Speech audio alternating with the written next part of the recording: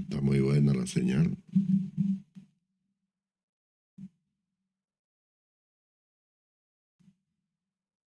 Muy bien.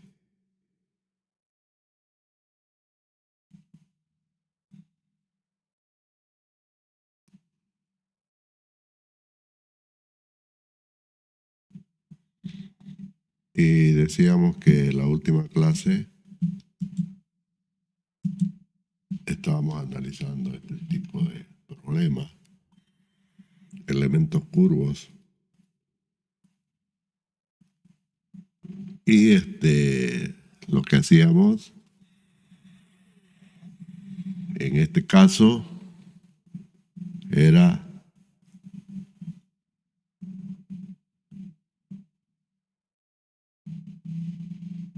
eh, discretizar la parte curva del pórtico.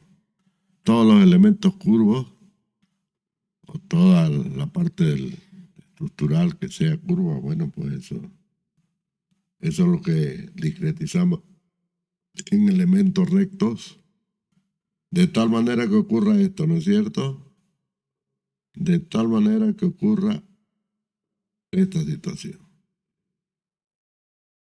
Que la altura del elemento sea menor o igual a L tercio. Pero estamos hablando no la L del arco, ¿no?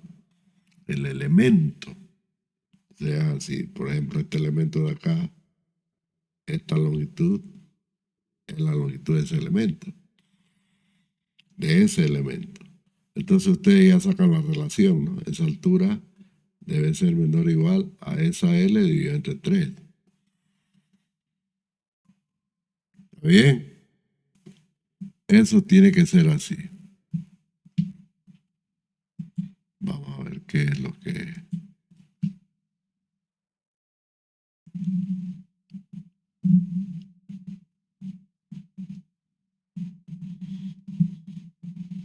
Bien, eso decíamos tiene que ser así.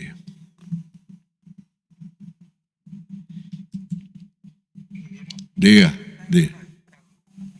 ¿Cómo? No le oigo bien. Están en sala, están en sala de espera. Ahorita vamos a ver.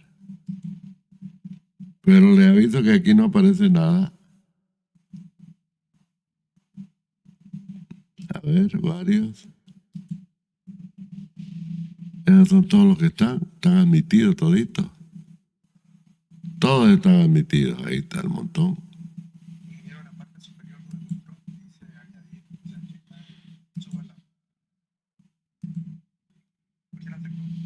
Ah, están, están todos aceptados porque el sistema lo hace automáticamente. Y yo no tengo nada que ver. Ya entran directamente.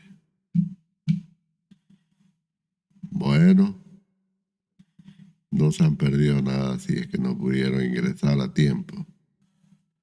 Estábamos explicando lo último de la clase pasada. Ahí están ingresando. Bueno, ahora estos elementos curvos, eso lo vimos en la anterior clase. Vamos a ver qué es lo que ocurre con los elementos de inercia variable. Se puede dar, ¿no? Se puede dar la situación tal que, vamos a ver aquí, ¿dónde están los colores?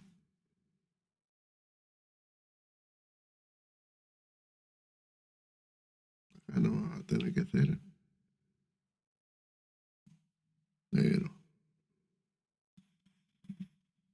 Entonces, dada la situación,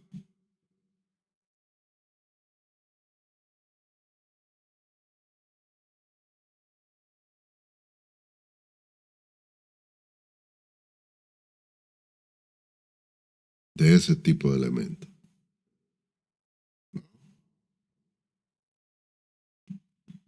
Por ejemplo, lo mismo. Fíjense que los coeficientes de rigidez, ¿no? ponen altura constante. Y obviamente aquí la altura es variable. Pudo haber sido así, o pudo haber sido un elemento ¿no? Con inercia variable de cualquier forma, pues, ¿no? ¿Cuántos hay? ¿Cuántas formas hay? Montoneras, ¿no es cierto? Cualquier cantidad de esas formas.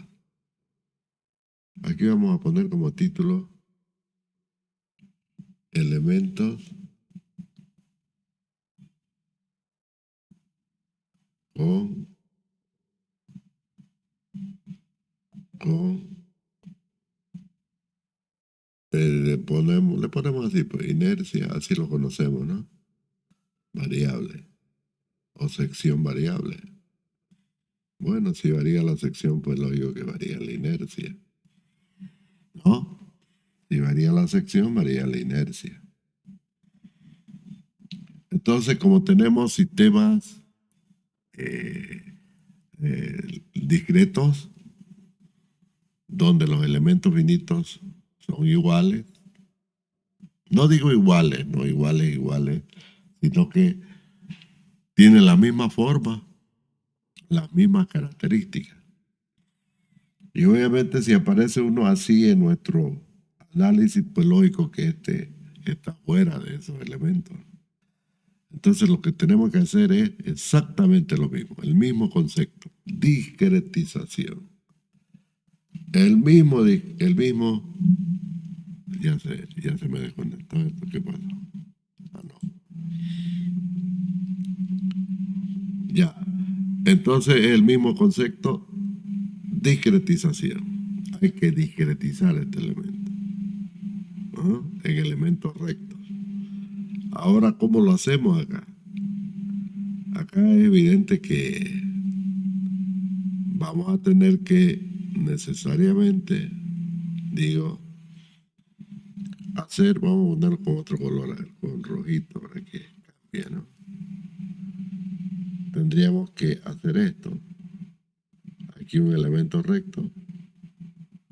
Aquí tendríamos otro elemento recto. Y aquí tendríamos, fíjense, que estamos sustituyendo por un conjunto, en este caso, de 3 elementos rectos. Fíjense que aquí estarán el eje, ¿no? El eje baricéntrico hay que aproximarlo, ¿no? Por lo tanto, tendríamos 3 elementos, vamos a pintarlo con un color azul. Un elemento así, otro elemento aquí y otro elemento acá. Este elemento de inercia variable estará sustituido por 3 elementos con sección constante cada uno. Igual, el concepto es el mismo. Esta longitud de acá, de cada elemento, pues tendrá su longitud cada elemento, pues lógico, ¿no? Pero que son prismáticos. Los 3 elementos son prismáticos,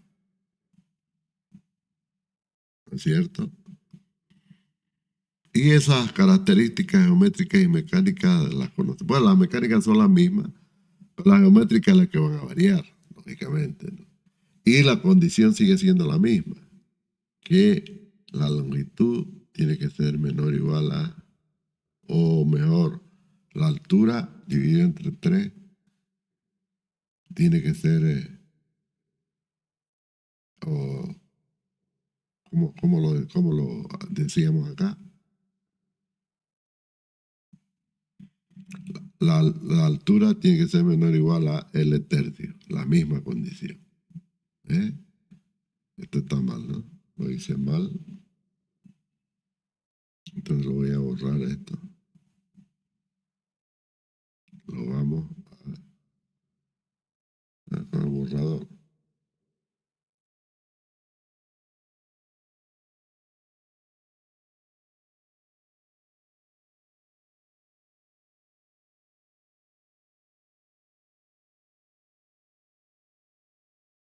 Era H, ¿no? la altura. Tiene que ser menor o igual a L tercio. Entonces estamos en el caso ya conocido. ¿Ok? Si esto tuviese, por ejemplo, una carga acá, digamos, uniformemente distribuida, claro, cada uno ya tendrá su parte de carga que le corresponde, ¿no? A cada uno de ellos. Y la consideración del elemento será empotrado. En todos estos casos de elementos intermedios. Y si tuviéramos articulación en los extremos del elemento de inercia variable, pues se incorpora la articulación al elemento que corresponda. Y de ahí para allá, todo el análisis es exactamente igual. Exactamente igual como lo conocemos. ¿Está bien? Eso es así, joder. O sea que no ha cambiado esto, ¿no? El concepto es el mismo. Lo mismo que aplicamos en el elemento curvo, también lo aplicamos en los elementos de inercia variable. Y listo. Hemos transformado toda la geometría en elementos finitos prismáticos. ¿Ok? Pero de tensión unidimensional. O sea, el estado de tensión siempre va a ser unidimensional. Siempre. Por eso es la condición H menor o igual a L tercio. Porque sin esa condición, lógicamente, que vamos a entrar a otro estado de tensión de los elementos y el estudio es otro. Ya pasamos a otros casos. ¿Está bien? Eso es. Ahora, nuestro pórtico puede tener de todo. Puede tener elementos variables, curvos, variación de todo lo que quiera. Fíjense de que ya no tenemos ningún problema, ¿no? Ningún problema. Podemos resolver entonces cualquier pórtico, ¿no? Bajo estas condiciones. Bien. Ahí concluye toda la exposición del método matricial, pero fíjense que todo este tiempo lo hemos estado aplicando a los pórticos planos. Y hemos creado una serie, o hemos visto, mejor dicho, que a partir de la exposición del método hemos llegado a fórmulas, ¿no? Muchas fórmulas, pero todas tienen las mismas características, son matriciales, vectoriales. Hemos usado la notación matricial, que es muy poderosa desde el punto de vista matemático, ¿no? Ahora, si nos preguntamos, ¿qué pasa si fuera un pórtico espacial? ¿Qué pasa si el pórtico, vamos a ver aquí,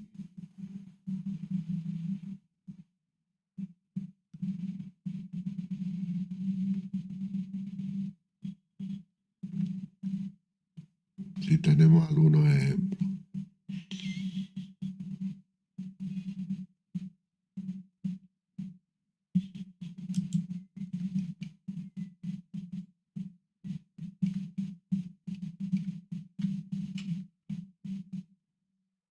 Bueno, esa es la matriz antes, aquí ya que aparece esto. Sería bueno que lo sepamos. Que también, ¿qué pasa si los elementos están en el límite? ¿Qué pasa si nuestros elementos están en el límite de altura? Como hemos visto, el límite de altura es H menor o igual a L tercio. ¿Qué pasa si los elementos están por ahí? Por L tercio. Se llaman elementos de gran altura. Por lo tanto, el efecto de la deformación por constante ya es importante. Ya importa el efecto. Como me estaba olvidando este tema, le vamos a poner un título. ¿Ok? Aquí en la pizarra, ahorita se la voy a mostrar. Vamos a aumentar un título que sea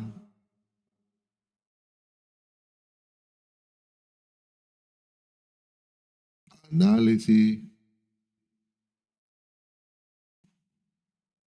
¿Dónde está la pizarra? Está aquí. Que sea análisis, así, ¿no? Análisis de el efecto de la deformación por corte o por cortante, porque no lo hemos analizado esto. Entonces, cuando la altura está aproximadamente igual a L tercio, todos los elementos están próximos al límite. Entonces, decíamos que, ¿por qué es importante el cortante? Fíjense, porque ya es aquí importante el cortante. Vamos a ver un elemento, ¿no? Un elemento que está sometido a una acción, digamos, una carga uniformemente distribuida, ¿no? Y ya sabemos que el momento es con el máximo, ¿no? Hay un diagrama de momento, ¿sí? Y también hay un diagrama de cortante, ¿no? Bueno, esos son los esfuerzos individuales que siempre los encontramos mediante los procedimientos que ya sabemos, ¿es cierto? Bueno, si estudiamos el elemento por dentro, ¿qué es lo que ocurre en una sección? O bueno, a lo largo del elemento que es de altura importante. Esto lo aprendimos en resistencia, ¿no? Aparecen las famosas isostáticas. Isostática de tracción y compresión. Esas son las isostáticas, por ejemplo, de tracción y así de compresión, y así vendrían las de tracción, siempre a 45 grados respecto de la otra, ¿no? Sabemos que cada punto del elemento tendrá un estado de tensión plana, por supuesto, ¿no? Entonces fíjense que a la medida que esta altura disminuye, estas isostáticas se cortan, se van cortando. Quiere decir que el estado de tensión bidimensional poco a poco pasan a ser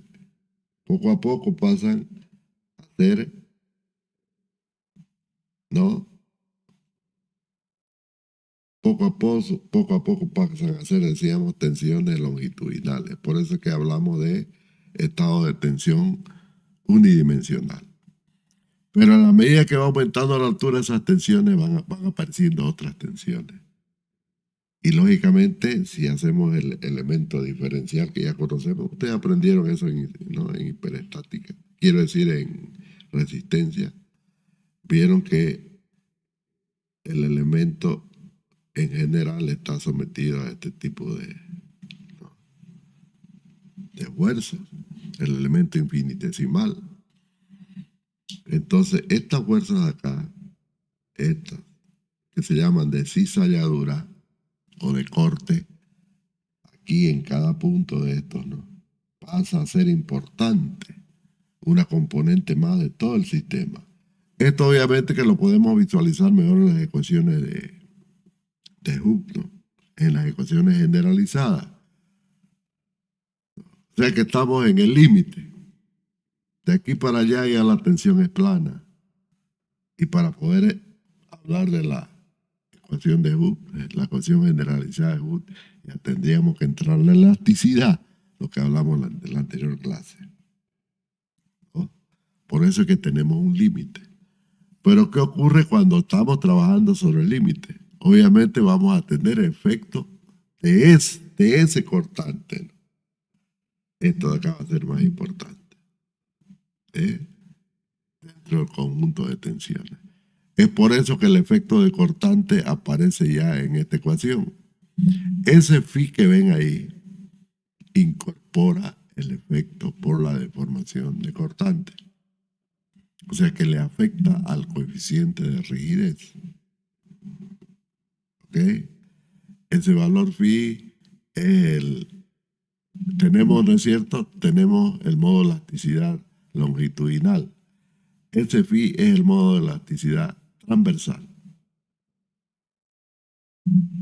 Eso es. Entonces, fíjense cómo ya el efecto del cortante ya interviene en la ecuación matricial. No se da, por lo general, lo consideramos cero eso, para que no nos afecte, ¿no? Eso es lo que quería decirle. Si queremos incorporarlo, vamos a tener que hacerla así, la ecuación. Eso quiere decir que la ecuación diferencial de la elástica que vimos va a estar obviamente afectada, ¿no? Fíjense que la ecuación diferencial de la elástica que vimos, que era EI por la segunda derivada de I de X, 2 veces igual a menos el momento de X, ¿no? Aquí va a estar afectada por el efecto del cortante. Y obviamente a partir de aquí, los coeficientes de rigidez ya cambian en su forma matemática, ¿no? Y el resultado va a ser esto. Eso es. Eso es lo que quería mostrarles acá, de que existe nomás un efecto por cortante. No lo consideramos, por lo general no lo consideramos porque nunca vamos a trabajar en esos estados. Es muy raro el pórtico, la estructura que aparezca así. Todo, hasta arquitectónicamente se ve feo. Y además es antieconómico, ¿no? Siempre buscamos equilibrar los esfuerzos en los extremos. Lo que estoy diciendo es que, por ejemplo, voy a aumentar aquí una hojita más. Lo que quiero decirle, por ejemplo, si tenemos un pórtico de gran luz, digamos así, donde esto sea importante, ¿no? Esta longitud es grande. A ver, voy a mostrarle en la pizarra aquí, ese pórtico estoy hablando, donde esa longitud entre columnas es grande. Es lógico pues que va a haber una concentración de esfuerzo en esta zona, ¿no? En esos casos que tenemos que hacer inercia variable, ¿eh? Hay que hacer inercia variable. ¿Para qué? Para trasladar los esfuerzos a los nudos. Entonces, este esfuerzo de acá va a disminuir el momento, todo lo va a disminuir acá, pero se va a concentrar acá. ¿Por qué? Porque esas zonas son más rígidas. Eso todavía es factible hacerlo, ¿cierto? Eso es factible hacer. Pero no hacerlo todo, pues, de la misma altura, ¿no? Sería una barbaridad. Tendríamos problemas, aparte de que se nos aumenta la cantidad de materiales, porque vamos a tener alturas importantes, ¿no? Por el hecho que la longitud es grande, la longitud entre columnas. Estamos hablando digamos, de 30 metros, 20, 25, eso es harto en estructura de hormigón, inclusive de acero, ¿no? Inclusive de acero. Es por ese motivo que este tipo de estructura, que normalmente la vamos a ver en las naves industriales, se utilizan secciones variables, ¿no? La idea es llevar todos los esfuerzos, concentrarlos en los nodos, en esos nodos que aumenta la rigidez. Al aumentar la sección, pues obviamente que va a aumentar la rigidez. Eso es lo que hacemos, jóvenes. Esa es la razón, ¿no? Entonces, cada vez que nos encontramos con estructuras de esa forma, especialmente de gran luz, ¿no? De mucha longitud, esta L, entonces lo que hacemos es concentrar. Por ejemplo, podemos hacerlo con cartelas, ¿no? Con cartelas acá y concentramos el esfuerzo en los nodos acá. Y nos evitamos hacer elementos de gran altura, que no tiene ningún sentido. De todas maneras, queda la opción, pero ya saben qué tenemos que hacer.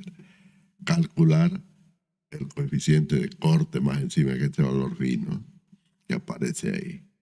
Y obviamente que eso no va a cambiar el estado de tensión y nos va a llevar a mayores tensiones, ¿no?, en la longitud del elemento, donde no es necesario hacerlo, ¿no? Lo más fácil es hacer esto. Y ya resolvemos el problema con las ecuaciones que hemos visto hasta ahora. ¿Ok? Así lo vamos a encarar este problema cuando nos toque enfrentarlo. Cuando las luces son importantes, se va a dar que las alturas van a ir creciendo, las alturas de los elementos horizontales. Es lógico, va a ir creciendo. Y obviamente que lo que hacemos es acartelarlo, ponerle que esto se llaman cartelas, para que en los nodos, ¿no?, en los extremos, para que sean más rígidos, para que tengan mayor rigidez y puedan absorber más esfuerzo, ¿no? Fíjense que si no hubieran cartela, obviamente que tendríamos un diagrama, digamos que tendríamos un diagrama más o menos, de momento, ¿no?, con cargas hacia abajo, tendríamos un diagrama así, ¿no?, digamos, ¿no? Así sería nuestro diagrama de esfuerzo, de momento, y sobre todo de momento el que más nos interesa, ¿no? Ahí está, así, ¿no? ¿Qué pasa cuando le ponemos cartela? Cuando le ponemos cartela, lo que hacemos es, vamos a ponerlo ahora con los verdecitos. Deja aumentar esto, ¿no? ¿Qué pasó?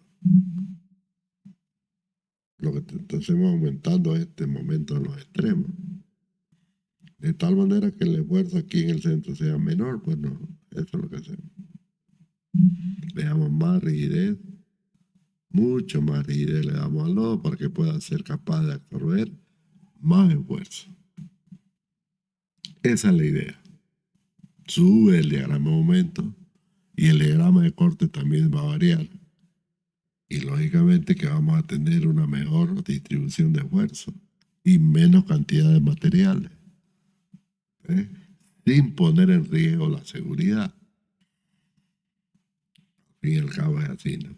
Para eso somos estructuristas, ¿no? Para eso hacemos análisis estructural. Eso es así de sencillo. ¿Ves? No nos complicamos mucho con las ecuaciones, le incorporamos a la matriz de rigidez, ¿no?, un elemento más que tiene que ver con el corte y no es más. Listo. Ese ya se lo dejo para que ustedes lo investiguen más a fondo. El que quiera puede hacer una tesis de grado sobre la transición de estos elementos hacia los elementos planos, ya que es otro análisis, el análisis de elementos finitos planos. Eso es. ¿Listo? Bueno. ¿Qué pasa? Decíamos, hasta aquí todo lo que hemos visto es pórticos planos. Y comentaba yo antes de entrar a esto, que me había olvidado de tocar este tema así, pero es importante, ¿no?, verlo, analizarlo. Decía que las ecuaciones que hemos estado manipulando, las ecuaciones matemáticas, ¿no?, hemos estado manipulando hasta ahora, tienen la misma estructura, ya sea cercha, viga, lo que sea. Siempre va a ser lo mismo. Fíjense que nosotros manipulamos las ecuaciones sin orden matricial. O sea, puede ser de orden, una matriz de 6×6, 10×10, 30 siempre son cuadradas, ¿no?, las matrices de rigidez, ¿no? Pero las ecuaciones, el álgebra matricial es el mismo. ¿Eso por qué se da así? Porque las leyes matemáticas son las mismas. Tanto para los espacios vectoriales, no estoy hablando. Y vamos a ver que en el campo de las tensiones, en los espacios tensoriales, también se va a dar lo mismo. Eso lo verán más adelante ustedes con otro profesor. Bueno, esto ya lo vimos, ¿no? La carga de los elementos y qué sé yo. Lo que quería mostrarle, está mezclado esto con otra materia,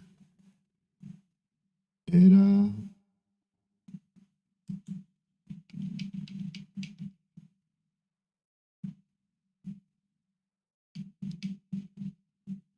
bueno, todas estas estructuras son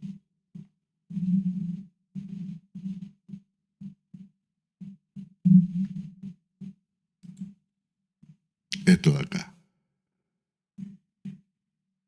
que es muy común. Esto. O si quieren esto de acá. Vamos a cerrar esta ventana y vamos a ponerlo acá. Ustedes ya lo pueden reconocer, ¿eh? Esta imagen pueden reconocer, se trata de losas casetonadas, así se llaman también. Losas casetonadas, losas hongos, tienen varios nombres, pero el más común es losa cacetonada. Eso es, ¿no? Aquí por debajito, ahora vamos a hacerlo más pequeño esto de acá.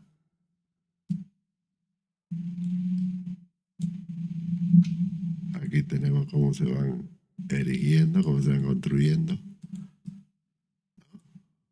Ahí tienen, ¿no? El típico problema de la losa calcetonada. ¿Ve? Aquí, en estas losas, ¿no? Aquí, fíjense que aparece, no, aquí no, un elemento aquí en esta zona. Aquí está. Este de acá. Este se denomina el ábaco, ¿no? Toda la columna tiene eso. Bueno, el ábaco es solamente para evitar el punzonamiento, no sé, se lo calcula el punzonamiento. Vamos a hablar después de eso. Lo que nos interesa son los otros elementos, ¿ves? Que tienen elementos cruzados. Aquí se puede ver cómo se lo construye, ¿no? Aquí a la derecha o a la izquierda, aquí, cómo se lo va construyendo.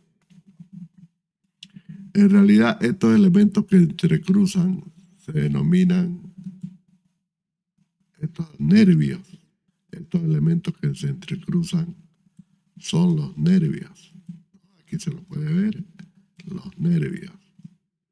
¿No? Esos son los nervios de la losita.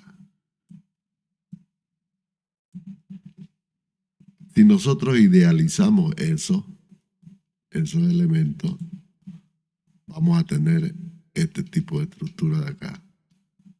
Esto que ven acá. Idealizado, ¿no? Ya con... Fíjense que es una estructura horizontal, con elementos que se cruzan. Y el piso, esa losita que va encima ya, que es una losita de 5, 7 centímetros, no es más, va como una tapita, ¿no? Va encima del encruzamiento de estos nervios. En realidad, estos son elementos, son estructuras que se denominan parrillas. Son emparrillados. ¿Ok? A diferencia del pórtico, bueno, estas son horizontales, ¿no? El pórtico es una estructura que está en el plano vertical.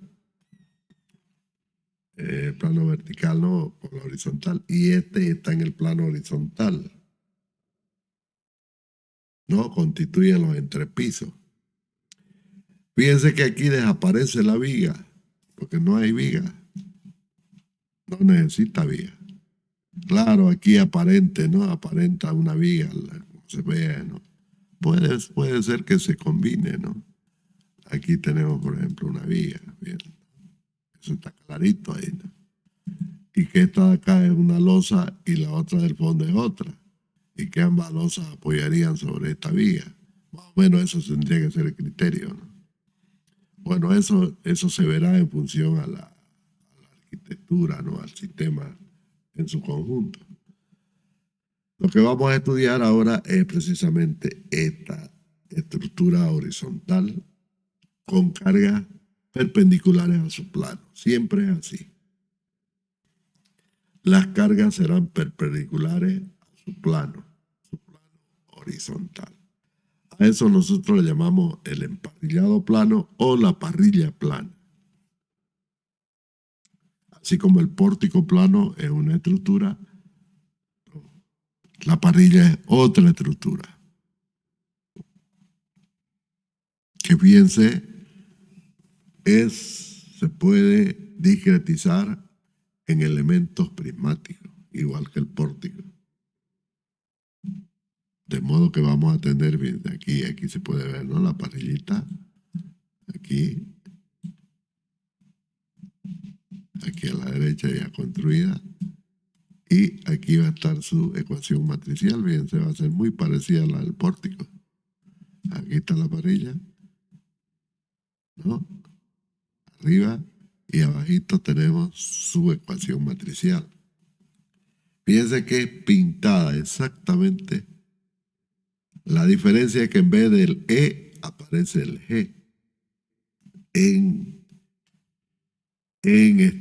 la dirección de la fuerza normal aparece la G. ¿Por qué se da eso? Sencillamente porque, fíjense, las coordenadas. Las coordenadas de la parrilla, a ver, no está acá. Este sería, después vamos a hablar de pórtico espacial. Bueno, se lo voy a poner acá, en la pizarra. Vamos a ir a la pizarra y vamos a ver el elemento de parrilla. Ese va a ser el título de este tema. ¿Ok? Vamos a meter entonces una hoja más y vamos a poner aquí como título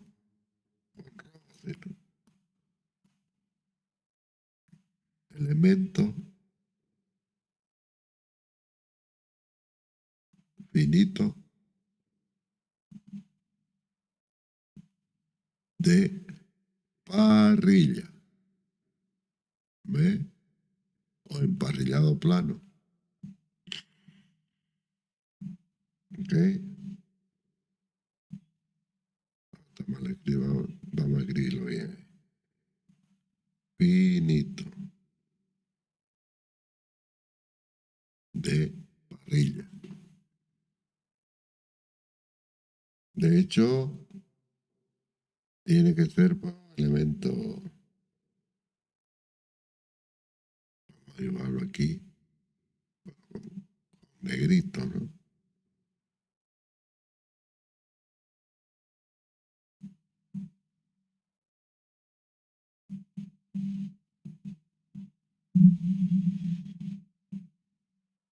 Ahí lo dibujamos. Podría haber hecho más grueso, ¿no? Para verlo mejor.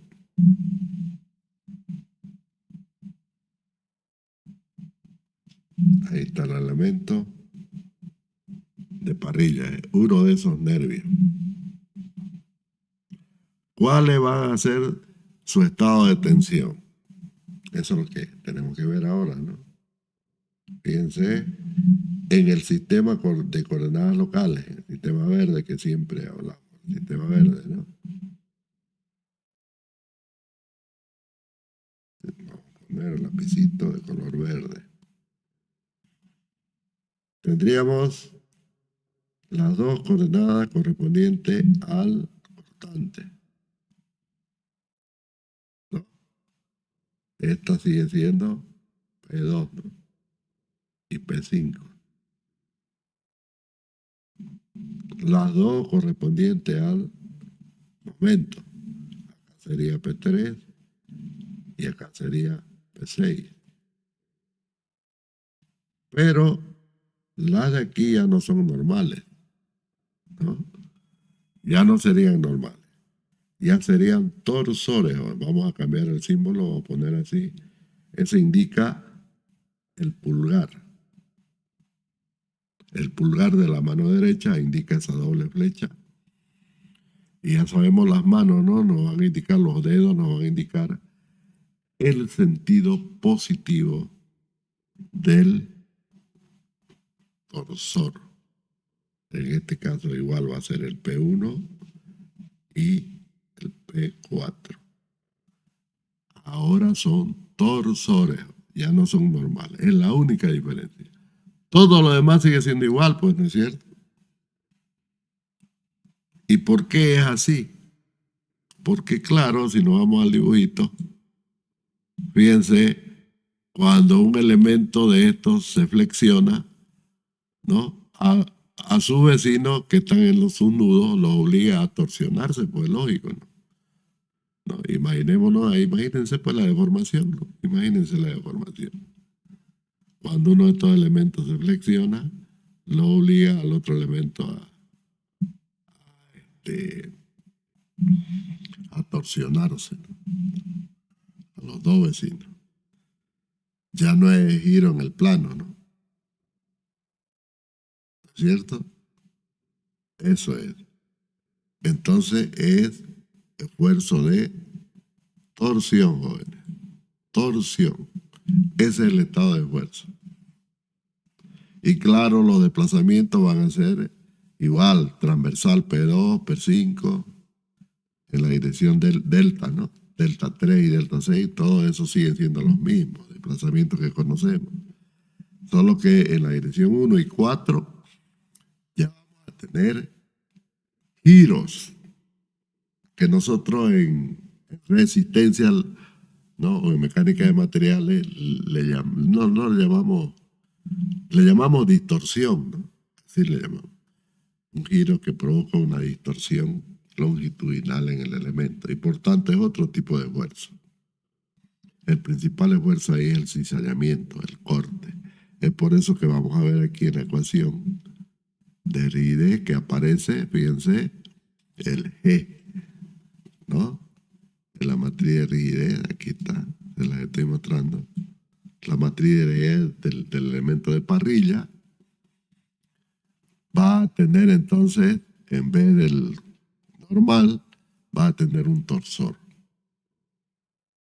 Y obviamente el esfuerzo torsor es angular, por lo tanto aparece el módulo elasticidad transversal multiplicado por la inercia polar, ¿no? En este caso va a ser la inercia JP, va a ser la inercia polar, que ya la conocemos todos, ¿no? Entonces JP es la inercia polar y todo lo demás ya lo conocen. Son los mismos valores que hemos obtenido en el caso de los pórticos planos. La única diferencia entonces va a ser el esfuerzo de torsión que aparece en vez del esfuerzo normal. Ya no hay esfuerzos normales. Porque claro, la estructura es horizontal, ¿no? No puede haber carga tampoco oblicua, ¿no? Ya sabemos que eso no hay acá. Tiene que ser carga estrictamente vertical. Porque para eso se la fabrica. Para que soporte cargas estrictamente verticales. Eso es así. Entonces la siguiente tarea es obtener la matriz de rigidez de la parrilla. Esta matriz que ven acá por los métodos que ya conocemos. Ese ya va a ser trabajo de ustedes. Se los voy a poner en la plataforma para que lo realicen. ¿Ok? Bien, y ya sabemos cómo se hace, ¿no? Cómo se construye. Ahora vamos a hablar acá de él. Vamos a hablar de este elemento de aquí. Fíjense que en cada columna hay que colocar un ábaco. Porque resulta que la columna, lo ideal es que la columna vaya en intersección de dos nervios, ¿no? Siempre caigan en la intersección de dos nervios. pero a veces la columna inclusive puede hasta tener una sección mucho más grande. El problema es que estas estructuras son pesadas, son para grandes luces, así como se ve ahí. Son luces grandes, que estamos hablando de 10, 15, 20 metros. Y eso va a variar la altura de los nervios. También se pueden hacer, si la altura es más importante, estoy hablando la distancia, mejor dicho, la distancia es importante, 30 metros por decir, ya en ese caso los ábacos son inclusive más altos. Tendrían una forma ya de capitel, ¿no? Sería un capitel ya. Sea un elemento de estructura sólida. Seguramente aquí no es necesario, ¿no?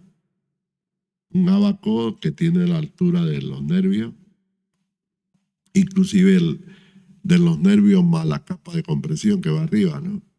Entonces, en realidad, podríamos tomar una sección T para los elementos, ¿no? Una sección T para cada uno de los nervios. De esa manera aprovechamos la capa que va encimita. Y el ábaco es otro tipo de estructura, así. No es, digamos, es una estructura llena, ¿no? De hormigón. Esta se la calcula como una zapata invertida, ¿no?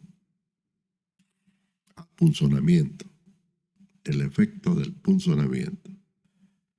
Ese es para evitar que la losa se hunda, ¿no? Sobre la columna. Eso es. Esa es la finalidad del ábaco. Pero como le digo, en la medida en que la distancia entre columnas es mayor, va haciéndose más importante la altura del ábaco. ¿Por qué? Porque es con la altura que absorbemos corte. El punzonamiento es una forma del corte. Entonces es lógico que mientras más alto tiene más capacidad de absorción de corte. Por eso es que le decía, quizás en este ejemplo que estoy mostrando, la altura que se le ha colocado es suficiente para esa distancia entre columnas que ven. Esto es un parqueo, ¿no? Tal vez sea suficiente. Pero si tuviésemos distancias entre columnas mucho más mayores, va a aumentar la concentración de esfuerzo, ¿no es cierto?, en esa parte de la losa. Y como consecuencia de ello, va a aumentar el punzonamiento. Entonces, en la medida que va aumentando el punzonamiento, ya vamos cambiando la altura. Y es claro que la altura va a empezar a ser mayor que la de los nervios, ¿no?, que la de la losa en sí. Cambia ya la forma, ya el ábaco pasa a ser un capitel, pero igual sólido, con más altura y lógicamente el armado especial, ¿no? Esta parte de acá la van a ver ustedes en hormigón, cómo se calcula. Yo ahora solamente me toca mostrarles, ¿no?, porque estamos haciendo análisis. Entonces, seguramente el profesor hormigón les va a enseñar cómo se calcula el punzonamiento de esto. Pero ya sabemos que la parrilla se calcula por esta metodología, ¿no?, por el método de los elementos finitos, y los nervios vienen a ser elementos largos, ¿no?, de sección constante. ¿Ves? Una estructura, o quiero decir, una parrilla, ¿no?, con elementos prismáticos. Eso es así. ¿Se pueden hacer elementos variables? Claro que se puede. El mismo concepto de pórtico igual se puede aplicar acá. Pero no tiene sentido, ¿no?, porque iría... ¿no? Así es. Esa es la forma entonces de calcular estas losas. Se calcula la parrilla y obviamente que la sección puede ser sección T, considerando la altura más de la capita de piso que va encima, ¿no? La sección de los nervios va a ser sección T, siguiendo lógicamente las recomendaciones que están establecidas en las normativas de hormigón armado, ¿no? Entonces eso ya dependerá de lo que vean ustedes en la normativa del hormigón armado, hasta donde les permite extender esto como alas, ¿no?, como alas parte de la viga, parte del elemento en este caso, parte del nervio. Eso es. Solamente que aquí va a cambiar, ¿qué va a cambiar acá? La sección, pues, el momento de inercia nada más, ¿no? Eso es. Y finalmente podemos nosotros aplicar el método también a este tipo de estructura. Este es un pórtico espacial. Ese va a ser el caso general, ¿no? Ese va a ser el caso general. Y fíjense que vamos a tener acá más arriba, ya lo tengo Este va a ser el espacio vectorial, ¿no? Del pórtico espacial. Fíjense la cantidad de flechas que va a tener, ¿no? 1, 2, 3, 4. A ver, 1, 2, 3. 12, ¿no? 12 en total. 12 flechas. 6 en cada extremo. Entonces la matriz de rigidez del pórtico espacial va a ser de 12 filas por 12 columnas. Y el pórtico tiene 6 filas y 6 columnas, igual que la parrilla, 6 filas y 6 columnas. Pero el pórtico espacial va a ser 12 filas. Porque claro, aumentan las coordenadas del espacio vectorial del elemento, ¿no? Mucho más grande. Eso no quiere decir que las ecuaciones que hemos visto van a variar. El procedimiento matricial sigue siendo exactamente igual. Solo que aquí se van a encontrar con matrices más grandes, ¿no? Y entonces aquí está la matriz de rigidez del pórtico, ¿ves? Del elemento del pórtico espacial. Ella tiene 12 filas por 12 columnas. ¿Ok? Ahí está. Tal como lo conocemos, ¿no? Con los delta y los p, ¿no? Eso es, jóvenes. No hay nada distinto, ¿no? El procedimiento sigue siendo igual. Eso es el caso general, ¿no? Porque casi esto no se usa. Quizás en las antenas, ¿no? Quizás de las antenas o los edificios que tienen, que van cambiando, ¿no? En la altura va cambiando, ¿no? Las columnas, por ejemplo, no son verticales, son elementos que van inclinados, qué sé yo, tantas cosas que pueden aparecer, ¿no? Pero igual, el procedimiento es el mismo, no tiene por qué ser distinto. El análisis matricial sigue siendo exactamente el mismo. Lo que va a cambiar es el orden de la matriz de los elementos. Eso es, jóvenes. ¿Ok? Entonces la tarea que van a hacer va a ser obtener la matriz de rigidez, esta que ven acá, de la parrilla, del elemento de emparrillado plano. Ya se lo voy a colgar en el Classroom para que ustedes lo desarrollen. Muy bien. ¿Tienen alguna pregunta? Aquí vamos a concluir la clase de hoy. La próxima clase será presencial. Ahí ya tomaremos la asistencia, ¿no? De esta clase y de la presencial, la doble. Diga, eso va a aparecer en la plataforma. ¿Ok? Eso ya va a aparecer en la plataforma. Muy bien, jóvenes. Ya tienen la clase grabada en el Telegram, en el tweet. Pueden hacer sus apuntes de ya ya nomás. ¿Tienen alguna pregunta?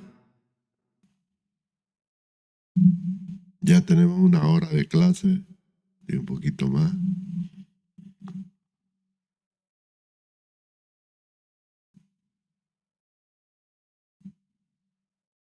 Bueno, jóvenes, si no hay nada más que decir, dejamos la clase por ahora y nos vemos entonces en el aula el día martes, ¿no? De la próxima semana. Pasen buenas tardes.